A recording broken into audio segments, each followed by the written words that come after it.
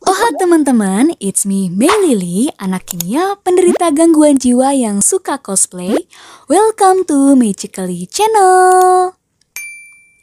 Pesulap merah lagi ramai banget ya, jadi trending topik di mana-mana semenjak aksi bongkar-membongkar kebohongan trik perdukunan yang disambut pro kontra oleh netizen. Gak banyak loh pesulap yang berani seperti ini. Selain komentar asbun netizen bebal, kini pesulap merah juga harus menghadapi gugatan pencemaran nama baik. Waduh, makin panas ya masalahnya. Well, di video ini aku gak akan terlalu banyak menanggapi kasusnya pesulap merah, karena aku sendiri juga punya beberapa pengalaman mistis yang pingin aku bahas dengan kalian. Contohnya kayak fenomena penampakan, ketindihan, santet, hipnotis, doppelganger, sampai kesurupan massal. Lumayan banyak ya. Ditambah lagi sekarang aku tinggal di apartemen tempat terjadinya pembunuhan dan kasus bunuh diri. Waduh, makin horor nggak tuh?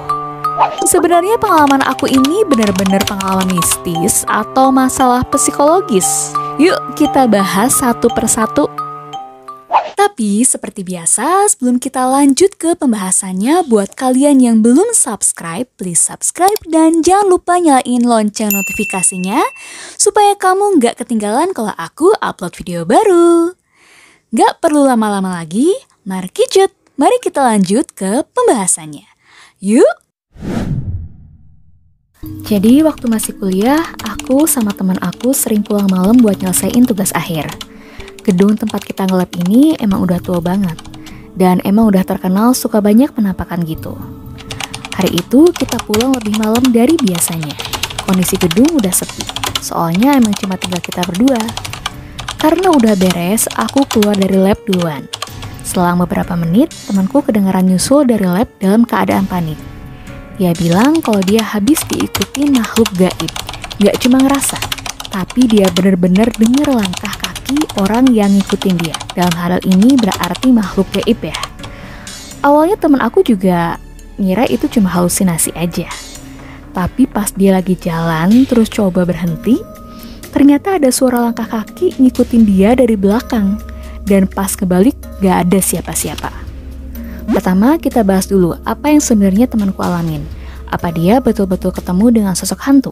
Jawabannya enggak.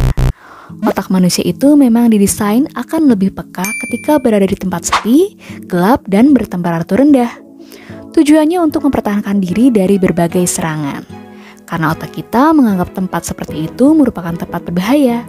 Setuju sih, berbagai serangan kejahatan biasanya terjadi pada malam hari dalam kondisi sepi. Ditambah lagi kondisi stres, kurang oksigen, kurang minum, pengaruh hormon, ini akan merangsang otak untuk menciptakan berbagai halusinasi. Termasuk sensasi merasakan kehadiran, dengar suara yang sebetulnya nggak ada, sampai melihat wujud. Tapi tetap aja, semuanya cuma hasil rekayasa otak dalam pikiran kita. Bukan benar-benar nyata ada hantu. Apa artinya aku nggak pernah ada di kondisi seperti itu? Ya pastinya pernah, sering malah. Tapi kok nggak pernah lihat penampakan? Ini balik lagi ke sistem kepercayaan setiap orang. Otak kita tuh gak akan bisa membayangkan apa yang gak kita percaya. Jadi orang yang percaya hantu kemungkinan besar bisa melihat penampakan hantu, tapi tidak dengan orang yang gak percaya dengan hantu. Dan aku adalah salah satu orang yang gak percaya kalau hantu bisa muncul dalam bentuk apapun. Makanya sampai sekarang pun aku gak pernah lihat penampakan. Masuk akal kan ya? Zaman masih kerja di startup, aku bisa tiap hari ngalamin ketindihan. Bukan karena tempat aku ngekos ada penunggunya atau angker. Ketindihan itu fenomena yang juga bisa dijelaskan secara ilmiah kok. Ketindihan secara medis dikenal dengan istilah sleep paralysis. Waktu kita baru mulai terlelap, tubuh mulai terasa lebih rileks dan mata pun mulai terpejam.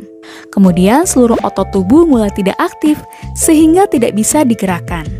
Kalau di fase ini kamu tiba-tiba bangun, kamu akan mengalami sensasi ketindihan karena otak kamu belum siap mengirim sinyal bangun, tapi kamu udah keburu buka mata dan tersadar. Jadinya tubuh kamu akan sulit digerakkan. Biasanya disertai tubuh seperti ditindih sesuatu dan sulit bernafas. Gak heran kalau diberi nama ketindihan. Pas ketindihan gini, biasanya orang melihat penampakan makhluk halus. Otak kita panik, jadi merangsang pikiran untuk berhalusinasi. Orang yang percaya hantu waktu ketindihan biasanya akan berhalusinasi lihat penampakan. Tapi karena aku nggak percaya yang gitu-gitu, tiap ngalamin ketindihan pun nggak pernah lihat apa-apa sih. Sedangkan ketindihannya sendiri lebih beresiko dialami oleh orang yang memiliki kondisi tertentu, seperti insomnia, gangguan cemas, dan gangguan stres pasca trauma. Dan kebetulan banget, waktu aku kerja di startup, gangguan cemas aku tuh memang parah banget. Tiap hari dikejar deadline, tidur nggak pernah nyenyak, sebelum tidur biasanya masih mikirin kerjaan. Tahu-tahu ketiduran, terus suka tiba-tiba kebangun. Tapi semenjak pindah kerja ke lingkungan yang lebih sehat dan tentunya konsultasi ke psikiater, aku udah nggak pernah ketindihan lagi. Ini cerita yang aku dengar dari penjahit langganan aku. Jadi dulu aku pernah punya bisnis custom made clothing gitu. Penjahit aku sempat ngajakin buat ikut perguruan dia untuk menghindari serangan dari saingan bisnis. Katanya, dia dulu pernah dapat kiriman santet dari saingannya. Itikat baiknya aku terima, tapi aku tolak tawarannya. Meskipun saat itu ngerasa agak ngeri juga dengar ceritanya, tapi ilmu santet itu sesuatu yang gak masuk akal buat aku. Dan bener aja, pesulap merah jelasin santet ini bisa dijelaskan secara ilmiah. Di acara TV Pagi-Pagi Ambyar, pesulap merah jelasin kalau fenomena ada benda tak wajar di dalam tubuh seseorang itu berkaitan dengan gangguan makan. Gangguan makan yang dimaksud di sini adalah gangguan makan PAIKA. Apa sih gangguan makan PAIKA itu? Dikutip dari Ala Dokter, gangguan makan PAIKA adalah salah satu jenis gangguan makan berupa keinginan dan nafsu makan terhadap benda-benda atau zat yang bukan makanan atau tidak memiliki nilai gizi. Orang yang menderita gangguan makan PAIKA bisa mengkonsumsi benda-benda yang tidak berbahaya, misalnya es batu, atau yang berbahaya bagi kesehatan, misalnya serpihan cat kering atau potongan logam. Pola makan seperti ini bisa dianggap sebagai gangguan makan PAIKA bila sudah berlangsung minimal 1 bulan. Ada 2 kasus di Indonesia yang cukup terkenal. Kasus pertama, keberadaan paku dalam jumlah banyak di perut, dan satunya lagi ada benda-benda kecil dari mulai koin, tutup botol, terus juga uang kertas 20 ribuan, dan lain sebagainya. Awalnya ini dijadikan bukti santet, tapi setelah diinterogasi oleh bantuan psikolog dan psikiater, akhirnya mengaku memiliki gangguan makan. Nah, ketahuan kan sekarang kalau orang yang kena santet sebetulnya memiliki gangguan makan PAIKA.